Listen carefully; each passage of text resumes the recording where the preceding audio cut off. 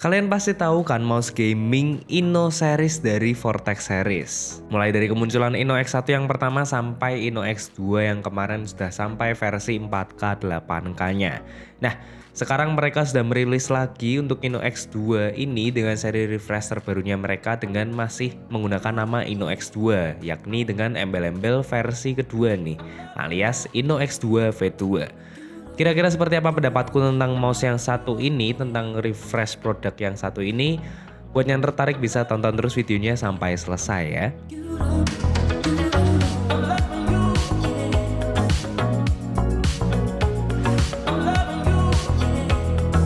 Ini kira-kira mouse-nya seperti ini. Ini boxnya, ini Inno X2 V2 yang terbaru dan memang ini bisa dibilang ini adalah seri refresh ya, bukan seri terbaru atau versi selanjutnya dari Inno X2. Namun untuk Inno X2 V2 ini refreshnya ini menurutku ada beberapa hal yang perlu diperhatikan. Dia ini ada yang upgrade tapi juga ada yang downgrade. Namun downgrade-nya itu tentu saja juga menurunkan harga jualnya ya tentu. Jadi bisa dibilang Inno X2 ini akan lebih affordable daripada yang versi 4K 8K yang kemarin. Oke, nggak perlu lama-lama lagi, langsung kita lihat saja isi dari box packagingnya ini ya. By the way, boxnya juga lumayan lucu nih. Desainnya udah nggak hitam gelap doang kayak yang lalu. Di sini ada ilustrasi-ilustrasi yang cukup lucu dan unik nih. Nah, buat isinya sendiri tentu ada mouse-nya ya. Di sini kita dapat yang warna biru nih. Ada varian satu lagi yang berwarna orange. Lalu lanjut ada kabel Type-C to Type-A yang sudah fleksibel kabel. Adapter Type-C female to Type-A female. Lalu stiker grip tape buat kamu pasang di mouse-nya, dan cadangan mouse with PTFE, dan terakhir tentu ada buku manualnya. Isinya yang cukup sederhana namun seluruh aksesoris fungsional ada semua di sini ya.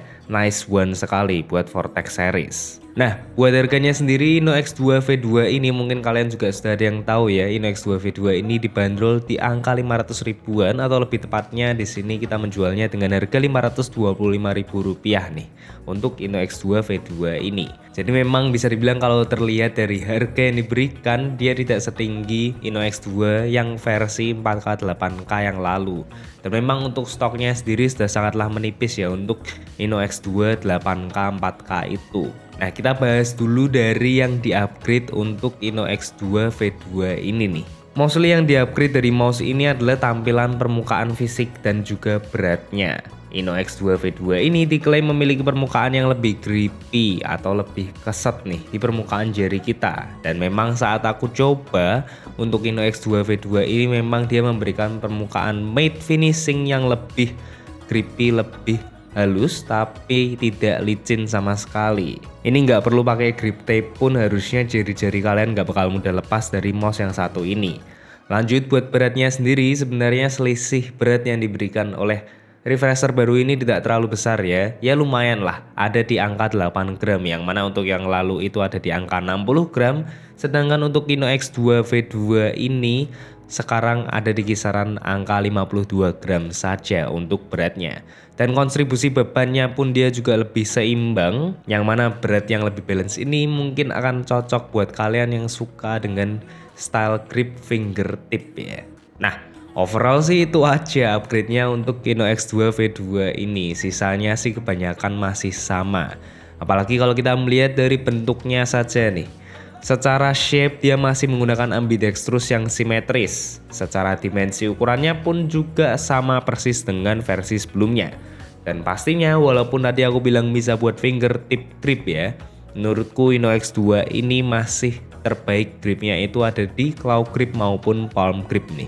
Pas kalian lagi nyantai atau pas kerja ya kalian bisa pakai palm grip, kalau pas lagi gaming baru kalian pakai claw grip gitu. Soalnya untuk palm grip sendiri punuknya ini lumayan panjang dan tinggi, jadi lumayan besar untuk menumpu permukaan telapak tangan kalian. Sedangkan untuk claw grip, punuknya yang tinggi ini bisa buat menahan permukaan telapak tangan kalian dengan sempurna. Oh iya, dan untuk ukuran tanganku sendiri di sini ada di kisaran 19 cm ya, ukuran yang medium. Lalu buat spesifikasi lainnya, misal seperti koneksi yang digunakan di sini masih perfect seperti versi yang lalu nih. Dia masih memberikan 3 mode koneksi yakni mode kabel, mode 2.4G dongle dan juga mode Bluetooth sampai 2 device. Siapa sih yang nggak mau mouse 500 ribuan dengan koneksi lengkap seperti ini? Sisanya pun buat menunjang performa yang diberikan masih sama, di sini masih menggunakan sensor PixArt PAW3395.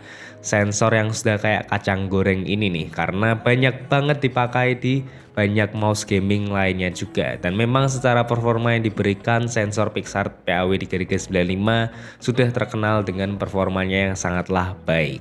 Tentu sudah DPI max 26.000 ya, dan juga buat polling rate-nya ini yang lumayan turun nih, yang aku bilang downgrade di awal tadi. Karena di sini polling rate-nya sekarang hanya support sampai 1K saja alias 1000 Hz. Karena itu juga dia bisa memberikan harga yang lebih affordable kalau dibandingkan dengan price range yang diberikan oleh 4K 8K versi yang kemarin itu. Nah, polling rate ini sendiri mungkin pro kontra ya untuk 4K dan 8K itu, karena menurutku analoginya itu sama dengan koneksi 5G di smartphone.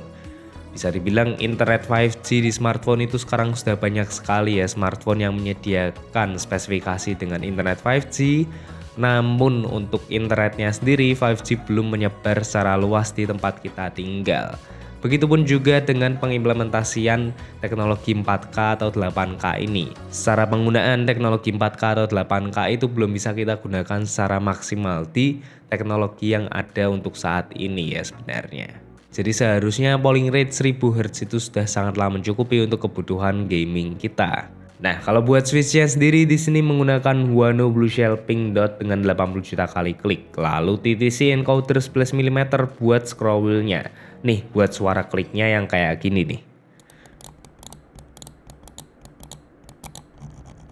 Feelingnya itu lebih keringan dan tactile gitu, apalagi suaranya terasa deep and low, enggak yang nyaring gitulah. Buat scroll wheel-nya sendiri, geriginya rasa kecil-kecil, lebih ke arah smooth daripada yang tactile karena geriginya.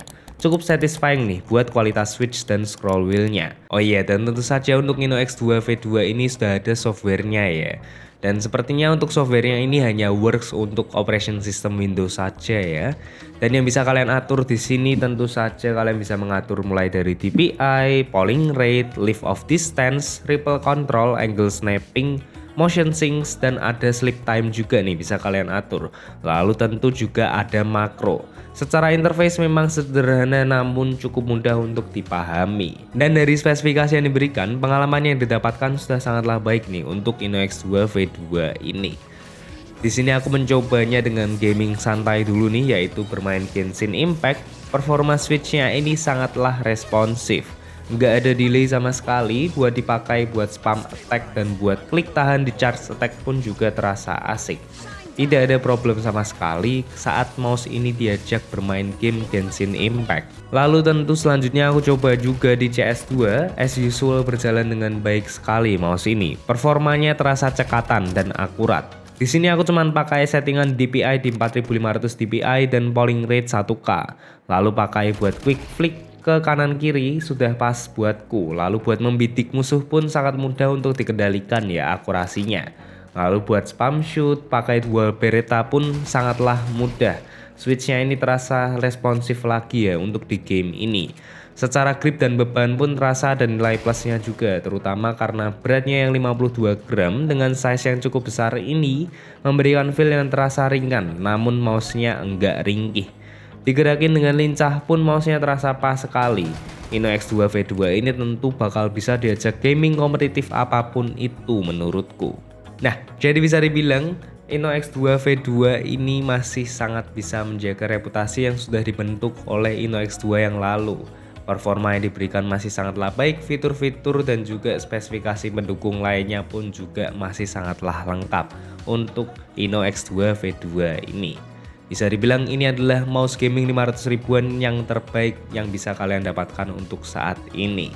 Oke, sepertinya itu saja yang bisa aku katakan tentang Ino-X2 V2 ini ya. Dan sekali lagi, apa yang aku katakan tentang mouse gaming satu ini merupakan murni pendapatku saja. Kalau kalian memiliki pendapat kalian masing-masing bisa tuliskan di kolom komentar. Terima kasih sudah menonton video ini sampai selesai, dan jangan lupa like video ini kalau kalian suka dan juga share ke teman-teman kalian semua. Dan jangan lupa juga untuk subscribe ke channel kita untuk melihat video-video menarik lainnya tentang gadget gaming maupun gadget elektronik lainnya. And as always, sampai jumpa dan jangan lupa bahagia.